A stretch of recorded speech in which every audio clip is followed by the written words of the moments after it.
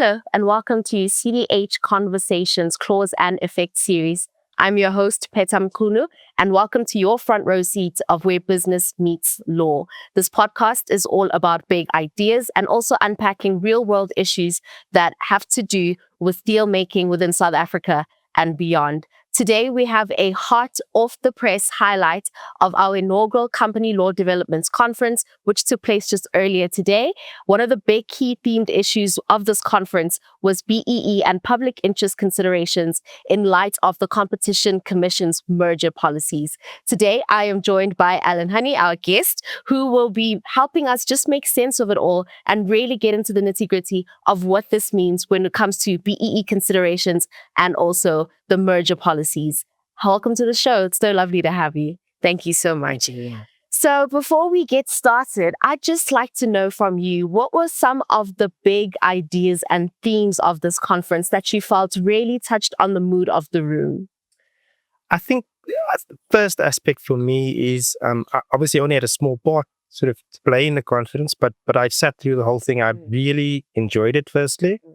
It wasn't overly technical. I found the advice really practical. I found it actually very interesting. I'm also a general M&A lawyer, so I did enjoy the discussions around your appraisal remedies, your schemes of arrangement, and the different nuances that apply to that. Obviously, on the BE and the competition side, that's something I'm well versed with, so I enjoyed that part. But I also enjoyed the engagement. I enjoyed the reaction from clients. I enjoyed the fact that we could come across as CDHs and be quite comfortable in our space. And show people who we are, and that, for us, diversity is not even a thing anymore. Yes. We get it, we understand, we're all people, we all want to succeed, and we really, really try hard to make each other succeed. And I think that came through quite strongly for me. I agree. I was in attendance, and I think a lot of our guests today really got some practical insights that they could implement almost immediately. Now, if we can take it down to your session, which focused specifically on BEE and public interest considerations, can you tell us a little bit more about how this goes to influence the Competition Commission's merger policies, and what are some of the most important takeaways in modern day transactions? Yeah, so I think the first thing, and I mentioned this, is the disconnect between the legislation, the competition legislation, and the BE legislation on the other hand. And I think that leads to a lot of the issues that I see certainly in practice. I mentioned the fact that often, not always, but often I'm called in afterwards when merger conditions have already agreed in the context of public interest mergers. And then you query someone, you say, well, why did you agree to this? Yes.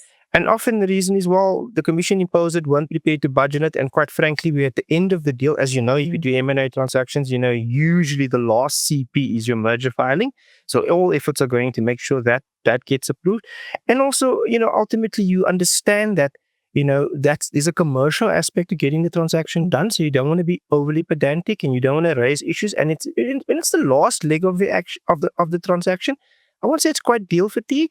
But people generally don't want to now say, oh, goodness, are we going to raise a whole lot of issues now, have long deliberations, potentially now extend our CPs even further. So I think all of those factors feed into the sort of this add sort of more impetus to this disconnect. So the legislation is one side, the way the parties engaged, the natural nature of M&A transactions, and it being the last sort of hurdle typically to implement is probably why you see it not really being congruous, which I think a lot more synchronization can take place. I think the Competition Commission is getting better, as Chris mentioned. I think they're trying to understand BE a lot more, but I think there's still a long way to go. Because once they start aligning their criteria, their conditions, and the sort of and the requirements that they want to impose in relation to mergers with a very good understanding of how the BE framework works, I think we'll get a lot more sensible and particularly I think a lot more buy-in from parties. Like I said before, where you are subject to BE or where BE compliance is important for you in your business, you think about that early on. You also want to make it work for you. It's not just a question of tick boxing, because that's kind of just going to cost you money and not necessarily get you anywhere. You want to see, right, fine, can this actually work and make my organization better? And I think that's always been my approach to BE, is to say, look, forget the stigma, forget whatever views you may have about it. There is a legal regime in place that deals with this. You have decided, or you're required to participate or to go on this journey. Now, how do you do it to the best of your ability? Yeah. And that's the key conversation. So you shouldn't really divorce the BE conversations from the merger. it should actually have been always part of the discussions, because I think we all know now it's been quite a number of years since these policy considerations have been in the Act. So we know it's coming. So it's a question of engineering early on what it is that you would like to achieve and how you would like to achieve. So when you participate in the discussions with the Commission as to what those conditions should be, and importantly, how those conditions are worded, you're already armed with the knowledge of how it will work and how it will potentially benefit your business going forward. So can you tell us a little bit more about specifically why it could be important for companies to introduce this BE element early on? Because we see that you're speaking a lot about it being a last hurdle exercise. What we don't want is for it to just be a tick box exercise, but we do want some value to come out of this. And like you said, they should be able to structure it specifically for their circumstances. Absolutely. So I'll give you some examples of what I see coming out of these conditions. So one example, a very recent example, was one of the conditions imposed was that you must have an evergreen ESOP, right? There was another condition that said, well, not just the evergreen ESOP, but your control of the vehicle, the ESOP vehicle, must vest in the employee or the worker body. Right. Now, the first thing is, if you know the BE codes and you understand how they work, ESOPs under the BE codes, but there's a set of rules and requirements in the codes that regulate how ESOPs, what the requirements for ESOPs are. One of those requirements is that the workers get to elect 50%. It doesn't say 51%, it doesn't say control. And to my mind, there's a good reason for that. Both the company and the workers have a vested interest in this ESOP success. Yes. Right. If you give control to either one of them, there is the potential that things could go wrong. So I think there was a good reason why the policymakers said, look, you want a very strong and representative worker capability in these structures, but you also want to leave scope for other parties, and particularly the company, to be able to administer and actually derive the success. So I've always looked at it as a joint control concept. So you have workers representing 50% of whatever the governance structure is, and then the company having the other 50%. Because then you have a situation where the parties have to agree. Decisions have to be made by consensus. And ultimately, in my experience, that is the best way that these structures actually work. So those are the kind of things you'll guard against. Talking about evergreen structures, yes, there was a clarification note, forget exactly when it was, I think 2018 or something, not quite sure, maybe 2020, where the DTIC said, look, we do recognize evergreen ESOP structures. So that's there. That's not in the codes itself. That was a clarification note issued by the minister subsequently in response to a lot of the issues we were having in sort of figuring out what works and what doesn't work, particularly in engaging with the BE Commission. Now, I've never done an evergreen ESOP structure because I find it incredibly difficult to implement. The concept is understood in the sense that what you will have a vehicle that owns a certain bundle of shares, and you'll have a whole lot of beneficiaries. If it's a trust, for example, it could be a company, that actually the beneficial owners, as it were. But in an evergreen structure, right, which means perpetual, right, it could you potentially for 100 years or certainly for as long as the company exists, there will be churn, there will be changes. So your actual ownership base, being the workers, are not static. And yes, that's kind of the situation anyway, right? So when you do a normal ESOP structure, there'll be a funding component that will typically link it to a certain duration of time. But the intent being that there will be a sort of point in time when there will be some form of vesting of the capital representing the shares, into the beneficiaries, alternatively the realization of value, so that those beneficiaries actually get it. With an evergreen structure, you're probably stuck in a situation where it's very difficult to realize the capital value. So I'll give you an example. The BE Commission, for example, a few years ago, I didn't develop the structure. I was asked to advise on a structure and whether or not to pass muster from the BE Commission and advise the client. And the structure was essentially an evergreen ESOP structure where the shares remained in trust and the employees would change from time to time. All the employees ever received would be dividends. There was never really provision for any capital, whether by realization or actual vesting in the beneficiaries, to occur. And surprise, surprise, the BE Commission rejected it. So while yes, in theory, one can have evergreen structures, I would guard against those. I certainly don't recommend them. I think they're really, really difficult to implement in practice because of the reasons I mentioned. So those are the there's lots of other examples, but the point being, when you understand what the code requirements are and what you need to do in order to get the most possible benefit as a business out of them. You want to ensure that you align all of what you want to achieve in your discussions with the commission. And listening to Chris, I don't think the commission will not be receptive to that. They sound like they really want to understand these things, and they really want to achieve an objective of, certainly promoting an inclusive economy, which I think we all want. It's a question of how we do it and that we align ourselves so that it's a win-win, not in a situation where you feel that the client says, oh my goodness, I have to agree to this. I don't really want it. So there's already a reluctant participation. And when you have a reluctant participation, your outcome is potentially not what you intended, or certainly what the parties imposing the condition would have intended. And that's something I've seen as well. So those are the kind of things. And also vaguely worded requirements. Sometimes they work because it means you've got room to sort of maneuver, but also it can backfire on you because it may not be in the contemplation of the commission when they impose that condition. Can you give us a little bit more on this? Do you have any examples that you could share? For example, I'll use a silly example to summarize. The commission says you must have a 51% worker ownership scheme. Okay. Right. That's seemingly simple, but it's actually quite complicated from a BE perspective because firstly, you've got the reference to worker ownership. Now, worker ownership is not a race-based term, right? And often I've seen the commission say, no, all your workers must participate. Yes. Now, that doesn't necessarily align with BEE because BEE is mostly about the transformation and mostly about Black people and ensuring that there's benefits that could potentially accrue to that class of citizens. So you already have this immediate disconnect, right? Where you say, well, actually, yes, that's great. What it does serve is the concept of alignment between the workers and the shareholders, because that, I think, is a trend that's happening throughout the world. And in Germany also has been quite strong on this, where they say, well, worker representation ultimately should be good for a company, because what it does is it aligns the workers with the interests of shareholders. In other words, a worker now is not just ordinarily on the shop floor doing his job. He understands that his productivity and his input could potentially mean a return for him personally, because he's also an owner. So that's where the concept arises, and that's great. However, when we're looking at South Africa and our BEE regime and what it is that we want to achieve there, I don't have an objection to worker ownership schemes. In fact, many BEE schemes, I say it's fine to include everybody, including all your white workers.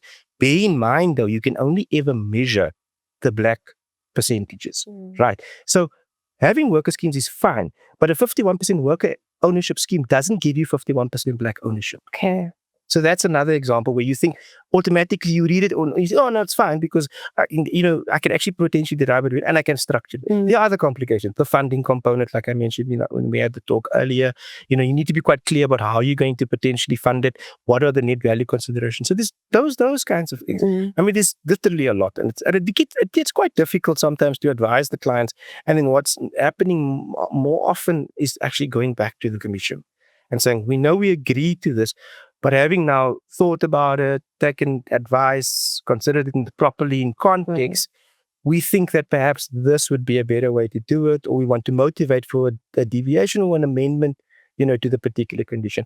And I must confess, the commission has been receptive to some of the stuff that we've been saying, because it's the premise that I think we move from is that we all want to achieve the same thing. We want these conditions to work. We understand where they come from, and I think we all want them to actually achieve and realize the objects for which they were created. And I think that's the principle. I think we want to get closer in terms of making sure that what you want and what I want are aligned in whatever it is that we actually agree in terms of imposing conditions. And it's so important that you speak about that alignment. And I know you touched on this briefly as well in the conference as well, about how there seems to be a difference in language between the two regulations. And that's quite where the problem lies. In your view, how do we move closer towards aligning the two and having a harmonious system? Yeah, look, I think the language is an issue, not the only issue. I think everybody sort of looks through the language, but the language is the starting point. And when you still have concepts like HDP, historically disadvantaged persons, another synonym for that is previously disadvantaged, PDP, which we used to find in for example, in the liquid fuel sector. Although that's also not changing. When you have that language and that particular definition and construction, it does to some extent contradict what the BE codes provide. So I would have thought the first starting point is perhaps for the policymakers to say, well, maybe we should align the language as a starting point, right? And then look at how BEE practices have evolved and what are the key things and also what kind of entities are involved. Because remember the the HDP definition in the Competition Act also talks to a legal structure. So it's not just talking about people, it also talks to a black-owned business, right? Which is different to the codes because the codes regards an owner's business of a business as black-owned, but only to the extent that black people own and importantly have two things, voting rights and economic interest. None of that language often comes through when one sees conditions. So it's really about the policymakers saying, let's align a bit better. Let's see and get a better understanding of how the BE regime works, bearing in mind that the BE regime it certainly trumps any other law in South Africa by virtue of Section 3 sub 2. So it should be the law and certainly the regime or the regulatory framework that applies to anything involving transformation, black economic empowerment and the like. So I think that should be a start. There should be a review of the legislation and say, right, how can we achieve a better alignment? Because the starting point is the language is not consistent. We've moved away from language like BDP and HDP. Interestingly, HDP and BDP at some point we included white women because they were also regarded in some instances, depending on which definition you used, as being previously disadvantaged. And we know that there's still a lot of gender inequality in South Africa. So it's not absurd to suggest that they should also be included. And it's those kind of things that, I don't think that's the case anymore. I think we now kind of have restricted definitions, certainly in our own minds. But it's those kind of potential interpretive issues that lead to this misalignment. So for me, synchronization is very important. We'll achieve better alignment if we start synchronizing language as a starting point and then get a deeper understanding of how these things work on both sides, so that it's really much easier and everybody knows going into it, right, this is how we think it's good. This is we also able to more accurately anticipate what's going to come out. You've spoken about BEE being seen as a tick boxing exercise. Is this something, should BEE really still be framed as a hurdle that companies need to overcome, or are there potentials for more opportunities for transformation, which is something that you've emphasized? Look, I think the kickboxing thing, you probably still get a bit of it. I certainly, I've been doing this a long time. So in the beginning, I think when it came out, there was, there were people that didn't exactly agree with it, would have had potential policy objections to it, might have considered it potentially unfair and all of these reasons. So it's understandable there was a little bit of a reluctance and there was a little bit of sort of, I don't really want to do this and do I have to do it? And I think that's where it became a little bit of a tick box. But I think South Africa's evolved a lot, right? So, and the best example I always use about where diversity works, and remember the whole concept of diversity and diversity being a tool for business to actually achieve operationally and actually succeed on a far better level, didn't come from South Africa. This is international jurisprudence around diversity and diversity principles. It's just something that's for us is almost natural. Yeah. So I do think that adopting a diversity approach is good for business. I don't think it's bad. We see it in our organization, you know that. Absolutely. Because you get lots of opportunities. Firstly, you get to understand different people. You understand different kinds of views. You then get the benefit of stuff that you never ever understood. Cultural distinctions that are really, really useful in terms of building good relations. And at the end of the day, every business, no matter who you are, it's about the relations between the people. Absolutely. It's always ever about that, because a happy workforce and a workforce that actually understands each other, gets each other, and works for each other is a successful one. And where's the best example of this? The Springbok rugby team. Look what's happened since the evolution of Springbok rugby. I've been watching Springbok rugby since I've been a little kid. So from the 80s to now, it warms my heart when you see, because there was the quota system at some point. And everybody was, we don't want quota players. They're bringing the game down and stuff. And look what we have now. Why? Because there was an understanding that diversity is beneficial. By Springbok sort of regime and the way the rugby masters, if I can call them that, looked at this and said, hang on, if I take all the different qualities of all the different people of South Africa and I somehow manage to get them to love each other and work together, we will be the best in the world. And what has happened? We've become one of the greatest rugby sports clubs in the world. You don't hear the quote term anymore. I think everybody is quite pleased with you don't hear people say, oh my goodness, it's because it's a black player. Yes. You don't hear it anymore. Yeah. Everybody's accepted that, damn, these guys are good. So there are, it seems, a lot of opportunities when it comes to integrating BEE considerations into business. Would you say it's the case that perhaps some businesses view this from a one-dimensional lens? I know earlier you spoke about other ways that businesses can actually reach all of these BEE considerations and meet their targets. Some of it being enterprise and supplier development, skills development, procurement opportunities, etc. Can you expand a little bit on this for us? Yeah, please? so that was in the context of the merger filing condition. So, for example, where merger filing condition, one that's imposed relates to ownership, black ownership, and for whatever reason, it's either difficult or there's reluctance, or there could be lots of reasons. Like a lot of foreign companies, I think, struggle with it a little bit, not used to that. Now, there are dispensations in the BE regime that cater for that, So we do have, some rules around what we call employment equity equivalence, right, which foreign nationals can take advantage of. That's not in the BE regime, for example. And those kind of things are where your alternatives come up. So, for example, the equity equivalent program, right, as it exists in South Africa. So it's applicable to any foreign company that wants to come and buy an entity or invest in South Africa and has to do BE compliance, but is restricted by its own governance systems or laws or whatever requirements of its ultimate holding company in the foreign jurisdiction from giving away ownership, which often exists. And one can understand that, right?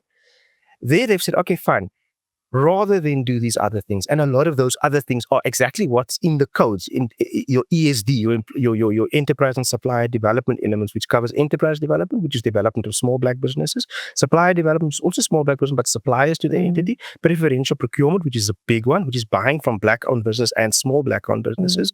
And then you also have other things like skills development, employment equity, and socioeconomic development. Now, all of those elements in the context of going to the commission and sort of, if you are uncomfortable or for whatever reason you feel that, look, imposing an obligation for me to divest some of my equity is problematic or difficult for whatever reason, like Chris mentioned when we had the conversation earlier, he does think the commission will be receptive to the idea of saying, hang on, we are more than happy to have an enterprise supplier development focusing on our black suppliers or growing that, or actually looking at our preferential procurement systems and making sure we actually, because reality is, if you are a BE compliant company, you have to do those things anyway.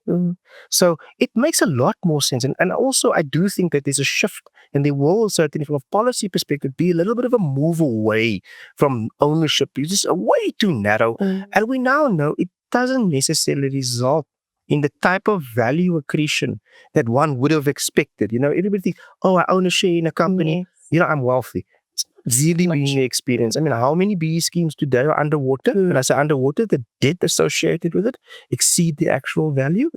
It's quite an issue.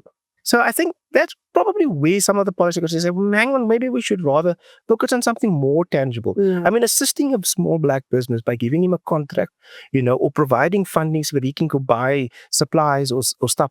That is far more beneficial, and I think will foster economic growth, to my mind, better than would, for example, an ownership construct where you really don't receive anything except maybe for dividends over a period of time. I quite appreciate how future-focused you are when it comes to BEE. Can I ask you to take a little peek into the future and tell us, where are we heading? What kind of themes can we expect to see in the next couple of years? That's a loaded question, yeah. Look, there are many people the question I've been asked very often over my career is, when is BEE coming to an end? Yes. Because surely the argument being, at some point you reach equilibrium, or you've kind of empowered enough people and there isn't a need to do it anymore. And that's logical, because you think about it, you get to a point where nature takes over, if I can put it that way, and it should work. But that only works if everybody believes and everybody works towards it, right? Because then nature does. So the Springbok team is a good example. There, we don't need to have much, because we know everybody buys in. And I'm not talking only about the Springbok team. I talk about the whole country. So there isn't a black person in South Africa who doesn't think, well, subject you being the right caliber, that they can't play for South Africa. Yeah. That wasn't the case 20 years ago. That's true. Right? Everybody's like, okay, no, that's a white man's sport. Yeah. I'm not going to have an opportunity to get there. That's changed. So yes, I look at it and I think, no, I don't think BEE is going to go away. Will the legal framework change? Potentially. I don't see it in the short term. But I do think if we start changing the way we see it, and we start focusing on the value and the benefit we can generate out of doing this, right?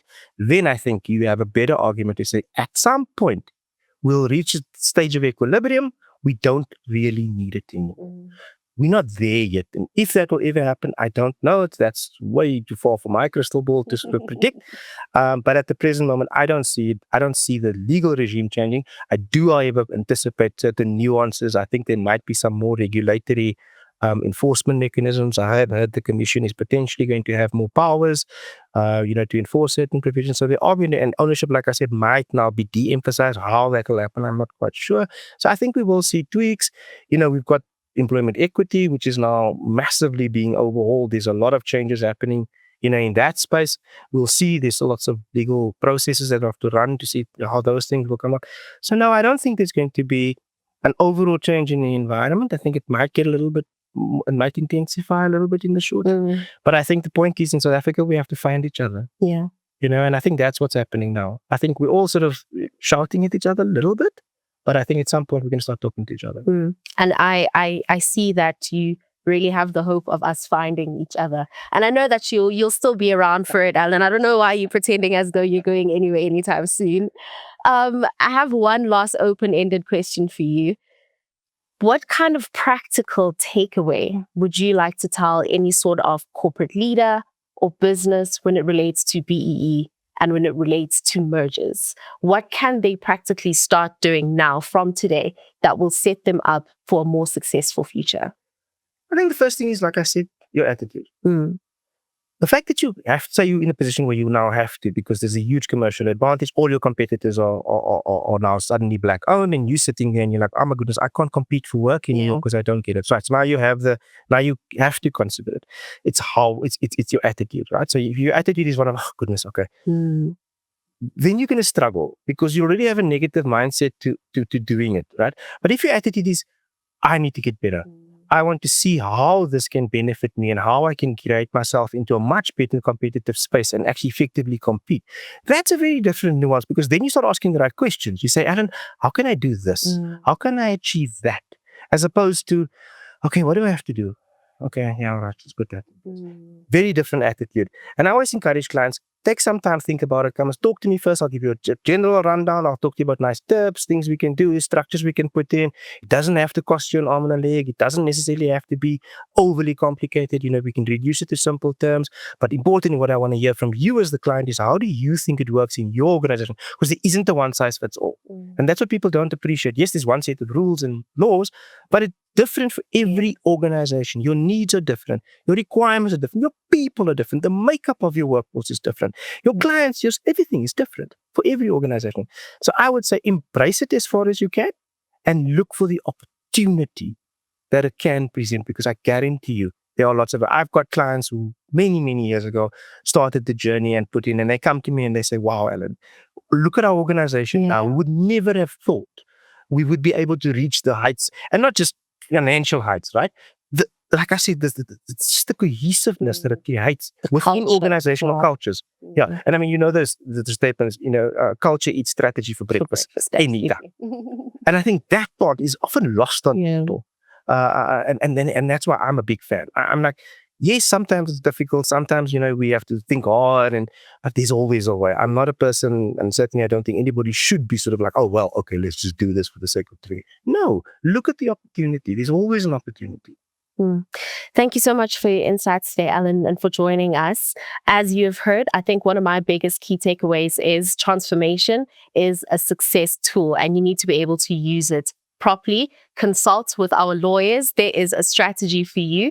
There is specific advice. It's not all the same. There's certain nuances for your own company. Don't look at it as just a tick box exercise. Look at it as how it can actually transform your company for the better. So thank you so much, and for joining us on our very first episode on CDH's Conversations Cause and Effect series. We will be unpacking more stories, bringing you more corporate leaders and businesses, and sharing real world insights. For me, I'm your host, Phetha Mchunu, and welcome and goodbye to Where Business Meets Law. Thank you so much.